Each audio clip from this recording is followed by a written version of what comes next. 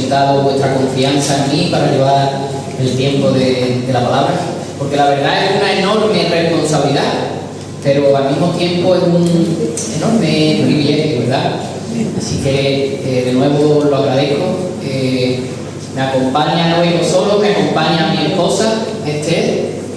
También me acompañan mis padres, mi hermano, mi abuela. Como veis, vengo bien acompañado. También viene conmigo Juan y su padre, hermanos de la Iglesia de Cristo, de Mariano Bellure, desde donde, por cierto, os manda muchos recuerdos y salud.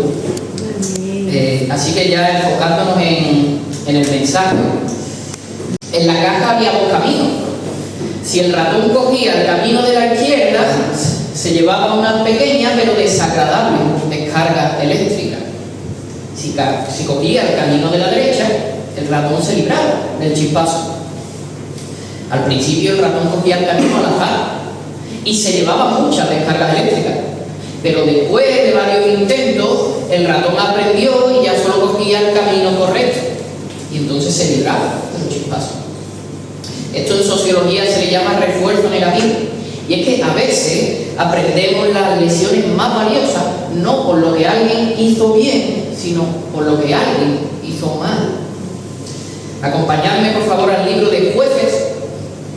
Esta mañana vamos a estar meditando en el capítulo 14 de este libro, Jueces capítulo 14. El Señor me ha enseñado mucho a través de este pasaje, y me ha enseñado, pero también me ha exhortado. Por lo tanto, quiero que quede claro que yo soy el primero al que el Señor ha confrontado a través de esta porción de las Escrituras. Jueces capítulo 14 consta de 20 versículos y dice así la palabra del Señor. Descendió Sansón a Timnat y vio en Timnat a una mujer de las hijas de los filisteos, y subió y lo declaró a su padre y a su madre, diciendo: yo he visto en Timnat una mujer de las hijas de los filisteos, os ruego que me la toméis por mujer. Y su padre y su madre le dijeron: no hay mujer entre las hijas de tu hermano, ni en todo nuestro pueblo, para que vayas tú a tomar mujer de los filisteos incircuncisos. Y Sansón respondió a su padre: tómame esta mujer, porque ella me agrada. Mas su padre y su madre no sabían que esto venía de Jehová, porque él buscaba ocasión contra los filisteos, pues en aquel tiempo los filisteos dominaban sobre Israel. Y Sansón descendió con su padre y con su madre a Timnat. Y cuando llegaron a las viñas de Timnat, he aquí un león joven que venía rugiendo hacia él. Y el espíritu de Jehová vino sobre Sansón, quien despedazó al león como quien despedaza un cabrito, sin tener nada en su mano. Y no declaró ni a su padre ni a su madre lo que había hecho. Descendió pues y habló a la mujer, y ella agradó a Sansón. Y volviendo después de algunos días para tomarla, se apartó del camino para ver el cuerpo muerto del león. Y he aquí que en el cuerpo del león había un enjambre de abejas y un panal de miel. Y tomándolo en sus manos, se fue comiéndolo por el camino. Y cuando alcanzó a su padre y a su madre, les dio también a ellos que comiesen. Mas no les descubrió que había tomado aquella miel del cuerpo del león. Vino pues su padre a donde estaba la mujer, y Sansón hizo allí banquete, porque así solían hacer los jóvenes. Y aconteció que cuando ellos le vieron, tomaron 30 compañeros para que estuviesen con él. Y Sansón les dijo: yo os propondré ahora un enigma, y si en los 7 días del banquete me lo declaráis y descifráis, yo os daré 30 vestidos de lino y 30 vestidos de fiesta. Mas si no me lo podéis declarar, entonces vosotros me daréis a mí los 30 vestidos de lino y los 30 de fiesta. Y ellos respondieron: propon tu enigma y lo oiremos. Entonces les dijo: del devorador salió comida, y del fuerte salió dulzura. Y ellos no pudieron declararle el enigma en 3 días. Al 7º día dijeron a la mujer de Sansón: induce a tu marido a que nos declare este enigma, para que no te quememos aquí y a la casa de tu padre. ¿Nos habéis llamado aquí para despojarnos? Y lloró la mujer de Sansón en presencia de él, y dijo: solamente me aborreces y no me amas, pues no me declaras el enigma que propusiste a los hijos de mi pueblo. Y él respondió: he aquí que ni a mi padre ni a mi madre lo he declarado, y te lo había de declarar a ti. Y ella lloró en presencia de él los 7 días que ellos tuvieron banquete. Mas al séptimo día, él se lo declaró porque le presionaba, y ella lo declaró a los hijos de su pueblo. Al séptimo día, antes que el sol se pusiese, los de la ciudad le dijeron: ¿qué cosa más dulce que la miel? ¿Y qué cosa más fuerte que el león? Y él les respondió: si no haraseis con mi novilla, nunca hubierais descubierto mi enigma. Y el Espíritu de Jehová vino sobre él, y descendió a Ascalón, y mató a 30 hombres de ellos, y tomando sus despojos, dio las mudas de vestido a los que habían explicado el enigma. Y, encendido en enojo, se volvió a la casa de su padre. Y la mujer de Sansón fue dada a su compañero, al cual él había tratado como su amigo. Hasta aquí la palabra de Dios. Creo que todos conocemos en mayor o menor medida la historia de Sansón. Una frase muy recurrente en el libro de Jueces es la siguiente: el pueblo de Israel hacía lo que bien le parecía. El pueblo de Israel desobedecía continuamente los mandatos del Señor, apartándose así de los caminos de Dios. Por ese motivo el Señor los entrega durante 40 años a los filisteos, un pueblo pagano, enemigo de los israelitas. Y este es el contexto en el que nos encontramos. En el capítulo anterior vemos cómo el ángel de Jehová visita a los padres de Sansón y les anuncia que, a pesar de que la mujer era estéril, iba a concebir un hijo, y que además ese niño sería el libertador del pueblo de Israel, derrotaría a los filisteos. Y efectivamente nace Sansón. Además, el ángel de Jehová les anuncia que ese niño, Sansón, sería nazareo. Eso quiere decir que el niño estaría consagrado para Dios durante toda su vida. Estaría apartado para Dios. Los nazareos tenían 3 votos delante del Señor, 3 cosas que debían cumplir estrictamente durante toda su vida. Primero, no beber vino ni cualquier producto derivado de la vid. Segundo, no tocar cadáveres. Y tercero, no cortarse nunca el pelo. Como vemos, este niño, Sansón, empieza fuerte. Las expectativas son altas, este niño promete mucho. Sin embargo, como hemos leído en el capítulo 14, todas las expectativas se desploman al suelo. He dividido el mensaje de hoy en 3 partes. 3 partes vamos a ver hoy. Y la primera parte, que comprende los versículos del 1 al 4, la he titulado Un llamado no correspondido. En el primer versículo del capítulo vemos como ya Sansón empieza mal, empieza muy mal. Sansón tenía un llamado de Dios, tenía un propósito en su vida. Sansón era el juez prometido. Se supone que Sansón iba a salvar al pueblo de Israel de la opresión de los filisteos. Sin embargo, en el versículo 1 nos dice que Sansón desciende a Timnat, una ciudad principal de los filisteos. Y bueno, si fuese a luchar contra ellos, hombre, ahí bueno lo podríamos entender. Pero es que el motivo por el que va a Timnat es para buscar novia entre los filisteos. Esto ya de primera me hace pensar en un profeta de la Biblia, en Jonás. Y vamos a ver que Sansón tiene muchas similitudes con Jonás. Jonás también recibió el llamado de Dios para que fuera Nínive. ¿Y qué hizo Jonás? Se fue a la otra punta. Sansón recibe el llamado de Dios y también se va al lado opuesto. Está en el lado equivocado. Hermano, ¿eres obediente al llamado de Dios en tu vida? ¿O tú también te vas a dignar intentando evadir al Señor? Pobre de nosotros si creemos que podemos huir de Dios. El Señor todo lo ve. El Señor conoce hasta tus pensamientos más profundos. Nadie puede escapar de Dios. Leemos en Hebreos capítulo 4, versículo 13. Y no hay cosa creada que no sea manifiesta en su presencia. Antes bien, todas las cosas están desnudas y abiertas a los ojos de aquel a quien tenemos que dar cuenta. Cuidado, amigo, porque no solo no podemos escondernos de Dios, sino que también tendremos que rendirle cuenta de todo lo que hagamos en esta vida.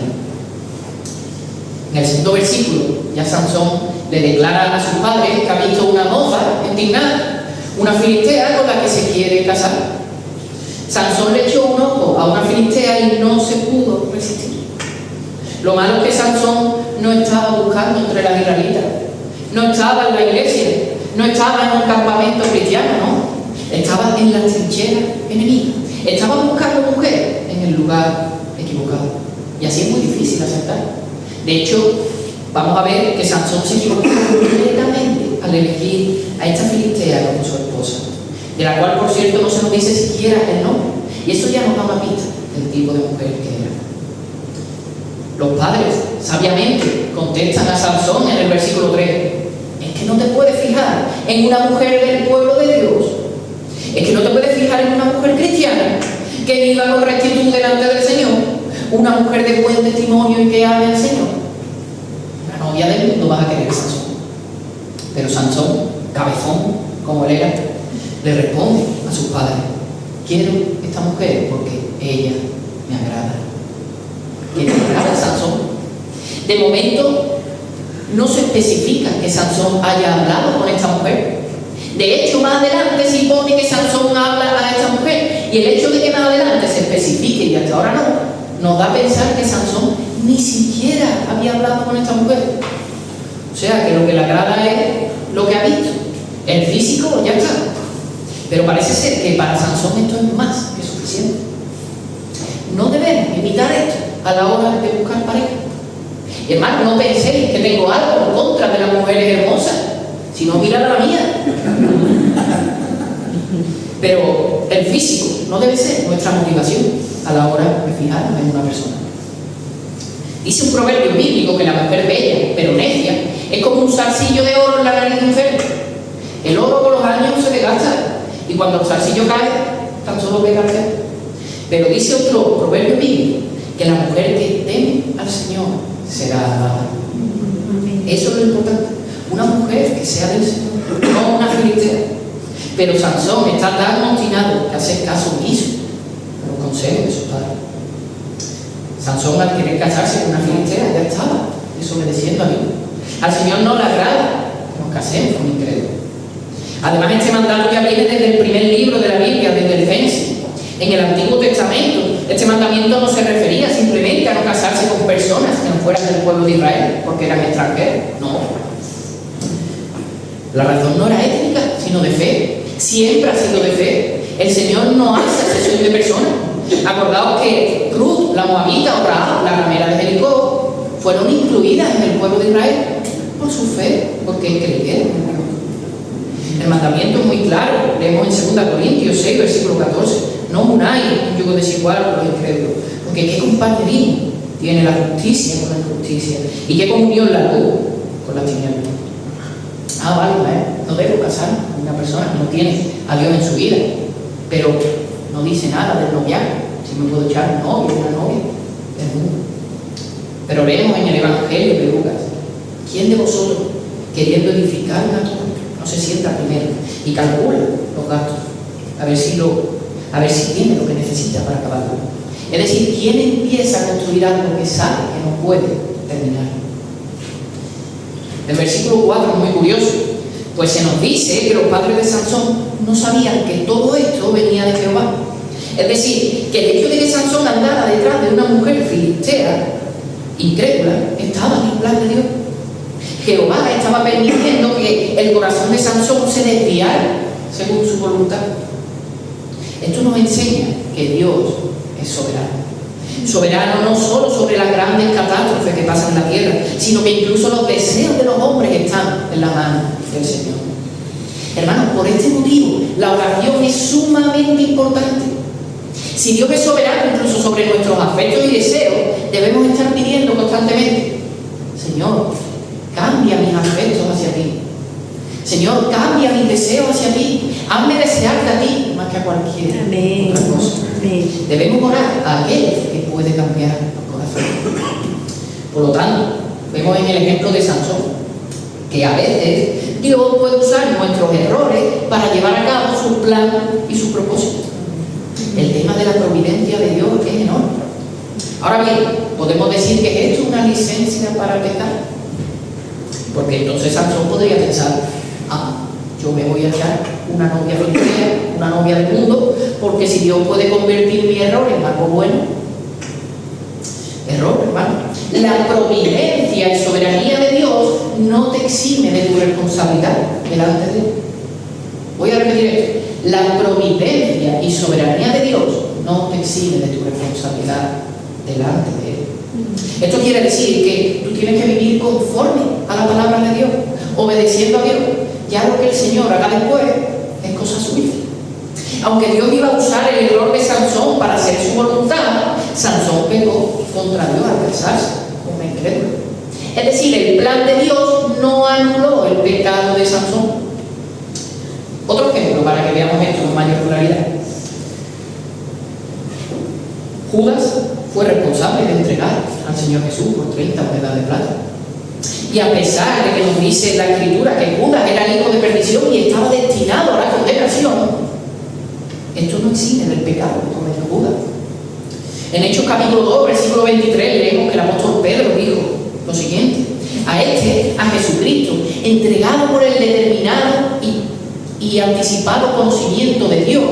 Ahí vemos la providencia de Dios. Sigue diciendo el versículo: vosotros prendisteis y matasteis por manos de inicuos, crucificándolo. Ahí vemos la responsabilidad humana. La providencia de Dios no anula nuestra responsabilidad delante de Él. Por lo tanto, no juguemos con Dios. Tenemos el deber de obedecer a Dios y hacer su voluntad. Amén. Y llegamos a la segunda parte del mensaje, que comprende los versículos del 5 al 9. Y he titulado esta parte Una batalla inesperada. Por el versículo 5 sabemos que Sansón va a dignar con sus padres, con el único motivo de presentarle a la mujer filistea, a la que le ha echado loco. Cuando van a la altura de las viñas, irrumpe un nuevo personaje en nuestra historia: un león joven. Ahora, si leemos bien, toda la escena del león transcurre mientras los padres de Sansón están ausentes. Pues nos dice el siguiente versículo que Sansón no declaró ni a su padre ni a su madre lo que había hecho. Lo que debe haber pasado es que Sansón iba por el camino con sus padres y a la altura de las viñas Sansón se desvía del camino y se mete en las viñas, seguramente para comer del fruto de las viñas. Recordemos que Sansón era nazareo y estaba consagrado para Dios, estaba apartado para Dios, había hecho unos votos, una promesa a Dios, entre ellas no beber vino ni cualquier producto derivado de la vid. Hermano, tú también vulneras los votos que le prometiste en su día a Dios. Y podemos pensar: yo no tengo ningún voto con el Señor. Hermano, si tú tienes a Dios en tu vida, si tú una vez diste testimonio público de que tienes a Dios en tu corazón, tú tienes ciertas responsabilidades con Él. Tenemos unos votos con Dios que no debemos romper. ¿Y cuáles son esos votos? Debemos vivir en santidad. No nos podemos contaminar con el pecado. No podemos vivir en pecado. Tenemos que procurar no desviarnos del camino de Dios como si se desvió Sansón. El hecho de que hayamos aceptado a Dios en nuestro corazón significa que debemos ser nazareos. Es decir, que estamos consagrados para Dios durante toda nuestra vida. Y acordad que consagrado significa que estamos apartados para Dios, que somos de Él y solo de Él. No podemos desviarnos del camino de Dios. No podemos adentrarnos en las viñas, en el pecado. Vamos a ver, ¿qué hace Sansón en medio de las viñas? Comiendo del fruto prohibido, camino de Filistea para visitar a una mujer pagana con la que se quiere casar. No me extraña que Dios le enviara un león. Y hermano, yo aquí veo un emisario del cielo, un mensajero del cielo para que Sansón diera media vuelta hacia su casa y dejara el camino de la desobediencia a Dios. Sin duda, Dios envía a este león joven para hacer recapacitar a Sansón y hacer que Sansón vuelva a los caminos del Señor. Y es curioso que Dios no envía a un profeta, porque es muy probable que Sansón no lo hubiese escuchado, no lo hubiese hecho caso. Sansón ya ignoró el consejo de su padre, ignoró los mandamientos de Dios. ¿A un profeta iba a escuchar Sansón? Yo creo que no. Dios envía un león joven porque el león habla el mismo idioma que Sansón, el de las tortas, el de la fuerza. Y de hecho nos dice el versículo 6 que empiezan a hablar el mismo idioma, empiezan a luchar. El hombre y el león y el hombre peleando. Y no pensé que por ser un león joven sería más débil. Al revés, los leones jóvenes son los más fieles, los cazadores, los más fuertes. Así como Dios envía un gran pez a Jonás para hacer cambiar la trayectoria del profeta rebelde, Dios envía un león para hacer cambiar la trayectoria del rebelde Sansón. Hermano, ¿tiene Dios que hacerte desistir de tus planes? Piénsalo, casi me da tiempo a beber. ¿Tiene Dios que hacerte desistir de tus planes? Dios te ha hablado a través de sus mensajeros, te ha hablado a través de la iglesia, de otros hermanos, a través de la Biblia, por supuesto.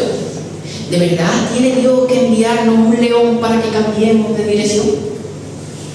Y no creamos que Dios no va a enviar leones a nuestra vida. Hermanos, cuidado con esto. Algunas veces, por nuestra obstinación, Dios tiene que enviar un león a nuestra vida. Y eso duele mucho. Esa prueba, esa enfermedad, esa tristeza. Si no escuchamos la voz de Dios, tendremos que escuchar el rugir de un león. Hermano, no veamos esos leones que a veces Dios tiene que enviar a nuestras vidas como un símbolo de justicia, ¿no? Más bien son un símbolo de su misericordia, de su amor. Y claro, a nosotros nos gustaría que Dios nos enviara otro tipo de aviso, no león. Bueno, ese hermano que te ha exhortado diciendo que eso que estás haciendo no está bien, es un aviso enviado por el Señor. Ese versículo de la Biblia que nos ha confrontado con nuestro pecado es otro aviso enviado por el Señor. Esa canción en la alabanza que nos ha amonestado. Pero muchas veces somos tan tercos como Sansón y a Dios no le queda otra que enviarnos un león, porque dice su palabra, hermano, que Dios al que ama disciplina. ¿Os acordáis del apóstol Pablo? Estuvo a punto de caer en el pecado del orgullo. Y el Señor, para evitar que el apóstol se desviara del camino, le envió un león. Un león en forma de aguijón en la carne, acerca del cual el apóstol rogó hasta 3 veces por él. Pero el Señor le contestó: bástate mi gracia, porque mi poder se perfecciona en la debilidad. Amén. Si no escuchamos la voz de Dios, tendremos que escuchar el rugir de un león. Somos como Sansón, que obstinados, cabezones, vamos hacia Timnat a hacer aquello que no es la voluntad de Dios. Pero cuidado, porque Dios nos puede enviar por el camino de un león. El profeta Daniel hizo el bien, y fue la mano del Señor la que cerró la boca de los leones. ¿Os acordáis, verdad? Sansón hizo el mal, y es el mismo que se tiene que enfrentar al león. Cuando veo a Sansón y al león joven, veo casi 2 almas gemelas. El león joven, que debía estar con la manada, se sale del camino y se mete en la viña. Sansón, que debía estar con los suyos, debía estar con sus padres, se sale del camino y se mete en la viña. Y ahí se encuentran los dos, un encuentro mortal. Solo uno de los dos va a salir vivo. Y nos dice la palabra que Sansón mata al león con sus propias manos, como si fuese un cabrito, lo despedaza. En el versículo 7 se reúne con sus padres, y es cuando se nos dice que Sansón llega a Timnat y habla con la mujer filistea que le gustaba. Fijaos, se quería casar con ella sin antes haber hablado siquiera con ella. Sin duda, Sansón era un hombre muy superficial, pero de esto ya hemos hablado antes.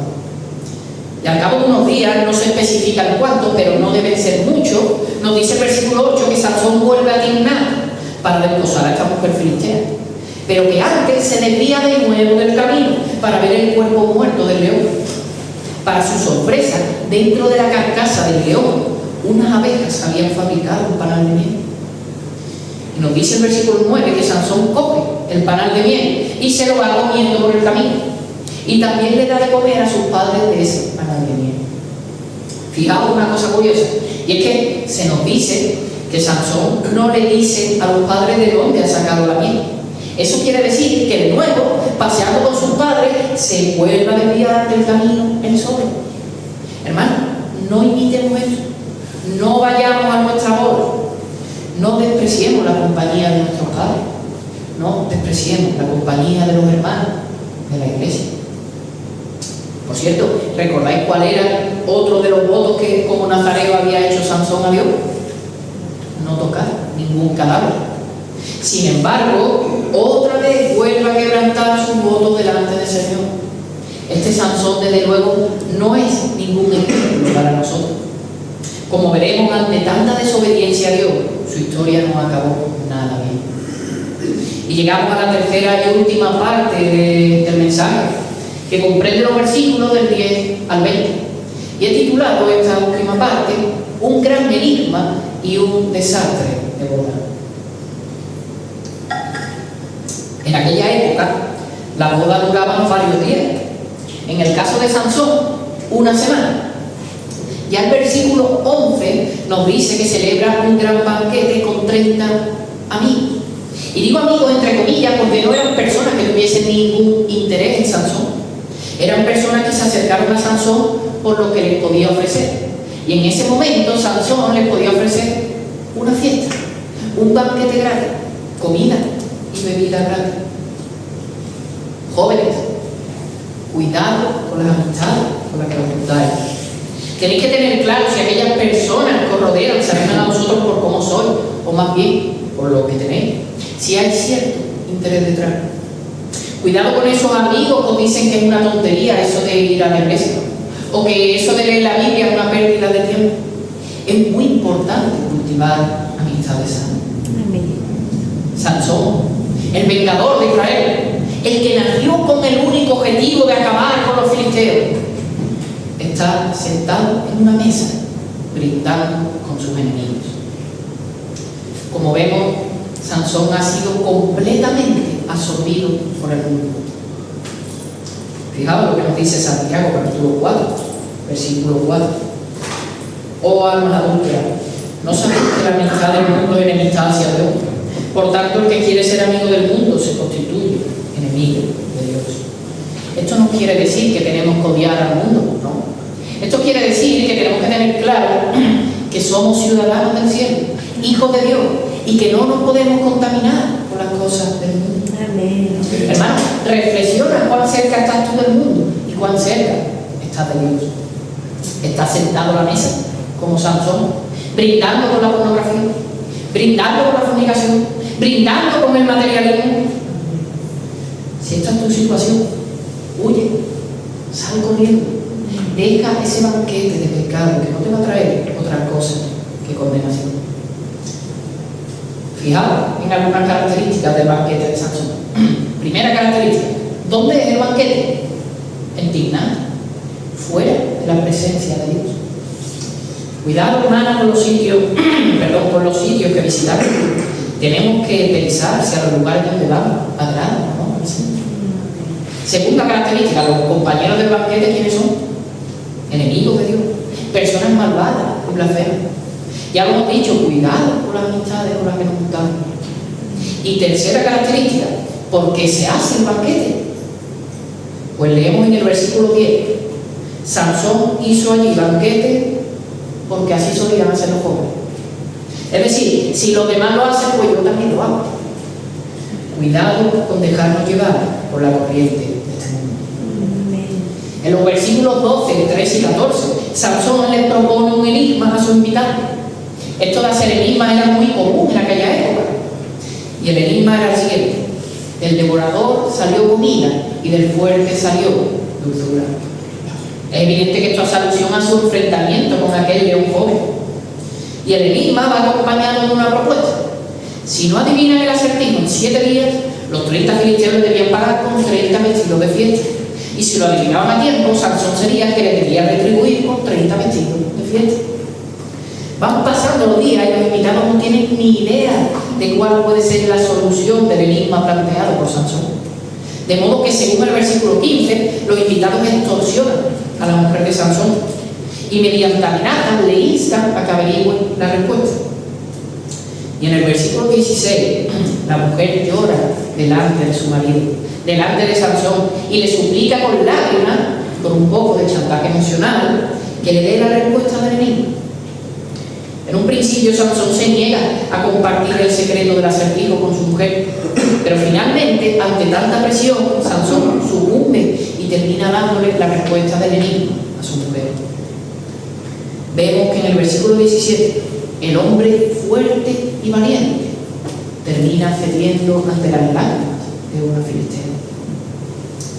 Rápidamente la mujer le cuenta la solución del acertijo a sus compatriotas filisteos, y estos en el versículo 18 le dan la respuesta a Sansón justo a tiempo. Al igual que el Señor Jesús fue traicionado por su propio discípulo, por Judas, por 30 monedas de plata, Sansón es traicionado por su propia esposa por 30 vestidos de fiesta. El versículo 19 nos muestra un Sansón furioso que vuelve a casa de sus padres, pero que por el camino se encuentra un grupo de filisteos y mata a 30 de ellos y los despoja de sus vestidos, y con estos vestidos salda su deuda con los 30 invitados que adivinaron el enigma. Vemos cómo Sansón, al ser traicionado, responde con furia y violencia. Sin embargo, el Señor Jesús, también habiendo sido traicionado y aún estando en la cruz, lejos de vengarse, gritó: Padre, perdónanos, porque no saben qué hacen. Cuánto amor, cuánta misericordia. Aquí hay una cosa curiosa, hermanos. Sansón, al principio de la historia, desobedece a sus padres, no hace caso del consejo de sus padres, se desvía del camino y deja solo a sus padres en 2 ocasiones. Pero finalmente, cuando esos amigos suyos lo dejan de lado y cuando su propia esposa lo traiciona, ¿a dónde vuelve? Leemos en el versículo: a casa de su padre. Hermanos, no esperemos a que todo nos vaya mal para volver a la casa de nuestro Padre Celestial. No esperemos a que las cosas no salgan como a nosotros nos gustan para volver a los caminos del Señor. Ciertamente, si somos hijos suyos, si somos ovejas de su redil, Dios siempre va a reconducirnos a sus caminos, va a dejar las 99 y va a ir en busca de nosotros. Ahora bien, aquí tenemos que tener en cuenta 2 cosas. Primera, aunque Dios nos vuelva a llevar a su casa, nosotros tendremos que rendirle cuentas por nuestro pecado. ¿Cómo? ¿Que yo, una simple hormiga, voy a tener que rendirle cuentas al gran yo soy, al Creador? Solo saber eso nos tendría que llenar el corazón de temor santo para no desviarnos de sus caminos ni salir de su casa. Y segundo, cuando Dios nos regresa a su casa, nunca volvemos igual. Cuando nos hemos desviado de su camino y volvemos con Él, nunca volvemos igual. Tenemos el ejemplo de Sansón. Sansón volvió roto a casa de sus padres. Pero también tenemos el ejemplo de Lot. Acordaos cuando Lot se desvió de los caminos de Dios y se fue hacia Sodoma, la ciudad del pecado. Y tras un tiempo estando en Sodoma, Dios lo rescató, porque Lot era una oveja de su redil. Pero Lot, que entró en Sodoma siendo rico y teniendo muchísimas posesiones, salió con una mano delante y otra detrás. Y además perdió a su esposa. Porque el pecado nos destruye. Apartarnos del camino de Dios nos destruye. Lo mismo le pasó a Noemí, que estando en Judá se apartó y se fue a Moab. Dios la volvió a traer a su redil. Pero cuando volvió a la casa de Dios, volvió sin marido, sin hijo y con una mano delante y otra detrás. Hermano, Dios siempre es fiel. Si somos de su redil, si somos hijos suyos, siempre nos va a rescatar de Sodoma, de Moab o de Timnat. Pero el pecado nos destruye. Nunca vamos a volver locos. Leemos en Ageo capítulo 1 versículo 5: pues así ha dicho Jehová de los ejércitos, meditad bien sobre vuestros caminos. Vemos cómo esta historia termina con un Sansón enfurecido y enojado, al igual que termina la historia del profeta Jonás, con un Jonás enfurecido y enojado. El último versículo del pasaje relata esta historia de la forma más triste posible. Y la mujer de Sansón fue dada a su compañero, al cual él había tratado como su amigo. Y sabemos que, aunque Sansón se va enfadado a casa de sus padres, no era su intención romper con su matrimonio. Porque en el primer versículo del capítulo siguiente vemos cómo Sansón intenta fallidamente reconciliar su relación con su mujer. Pero su mujer ya le fue dada a su compañero, muy probablemente a uno de los que tuvo en la fiesta de la boda. A diferencia de Sansón, que no le costó nada casarse con esta filistea, e igual de rápido que consiguió a su esposa, la perdió por su propia debilidad. El Señor Jesús ganó a su esposa, la iglesia, pero a un precio muy alto, con su total entrega, con su preciosa sangre. ¿Qué podemos decir para concluir el mensaje? Esta historia es muy triste. Todo es un desastre. Sansón hace todo mal. Se quiere casar con una mujer que ni siquiera tendría que haber mirado. Se casa en contra de la voluntad de Dios, de la voluntad de sus padres. Se quiere casar por la motivación incorrecta. Se aparta las viñas para comer una fruta que tenía prohibida. Se sienta a comer y beber con sus enemigos. Su propia esposa lo traiciona. Adquiere una deuda de 30 vestidos con sus invitados. Asesina a 30 hombres. Se enfurece en gran medida y su mujer se la acaba dando a otro. Todo sale al revés. Es todo un desastre. Todo sale mal. Cuando hablamos de un tipo de Cristo, nos referimos a un personaje en la Biblia que en cierta medida representa al Señor Jesús, apunta hacia el Señor Jesús. Por ejemplo, Moisés liberando al pueblo de Israel de la esclavitud de los egipcios es un tipo de Cristo. Abraham, cuando va a sacrificar a su hijo Isaac, es un tipo de Cristo. Sin embargo, vemos que Sansón es el antimodelo, es el perfecto ejemplo a no seguir. Como decíamos, esta historia es profundamente triste. Todos los personajes actúan mal y se merecen todo lo malo que les pasa. Pero en esta historia hay un protagonista que no es Sansón. En esta historia solo hay un personaje que, a pesar de que le hicieron mal, le volvió con bien. En esta historia solo hay un personaje que, a pesar de que lo maltrataron, pagó con bien. Un león joven. Un león joven que sale al encuentro de Sansón. Un león joven que deja su manada para darle el encuentro a Sansón, para darle un aviso a Sansón de que debe dejar el camino de la desobediencia, de que debe recordar su primer amor, que es Dios. Los dos luchan, el león joven contra el hombre joven, y el león muere injustamente. Y nos cuenta esta historia que el hombre fuerte despedaza al león como si fuera un inocente cordero. Hermano, esto sí es injusto. Todos los personajes de esta historia merecían morir, todos menos el león. El león fuerte e inocente muere en las manos del hombre pecador. Pero cuando Sansón visita al león, ese león le paga con bien. Después de haberle hecho injustamente el mal, el león le devuelve con bien. Hermanos, vemos aquí el Evangelio. El mismo Señor Jesús se compara con un león. Él es el león de Judá. Como Sansón, tú y yo vamos obstinados, camino hacia Timná, camino hacia el mundo, hacia la desobediencia. Como Sansón, tú y yo deberíamos estar consagrados para Dios, apartados para Él y guardarnos de todo pecado y de todo mal. Pero como Sansón, hemos deshonrado ese llamado. Nos hemos rebelado contra Dios y nos desviamos del camino del Señor, siguiendo nuestros propios impulsos pecaminosos, buscando el agrado de nuestros ojos y no el agradar a Dios. Hermano, tú y yo somos Sansón en esta historia. Y el león de Judá sale a nuestro encuentro para hacernos volver de nuestro errado camino. Porque Él nos ama, porque le importamos. Pero ¿sabes lo que hicimos tú y yo? En lugar de obedecerle, decidimos luchar contra Él y lo matamos. Cuando ese león debiera habernos hecho reaccionar de nuestro errado camino. Jesucristo, Dios hecho hombre, dejó su trono celestial como este león joven dejó su manada y fue roto, despedazado como si fuera un inocente cordero. Su cuerpo fue roto en nuestro lugar, fue roto por los clavos en su mano, fue roto por la corona de espinas en su cabeza, fue roto por la lanza en su costado.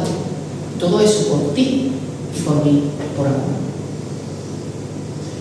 Ese león es un tipo de Cristo. Ese león joven estaba apuntando a Cristo. Ese león que es muerto nos da vida, porque la salvación que nos da es dulce como la miel.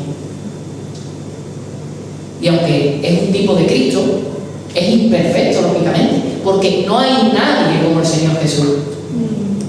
En esta historia, el león queda muerto. Pero el Señor Jesús, el verdadero león de Judá, resucitó de los muertos, porque la muerte no lo pudo retener. Él está vivo, hermano. ¿Quién como el Señor nos devuelve tanto bien habiéndole causado tanto mal? ¿Quién como Cristo?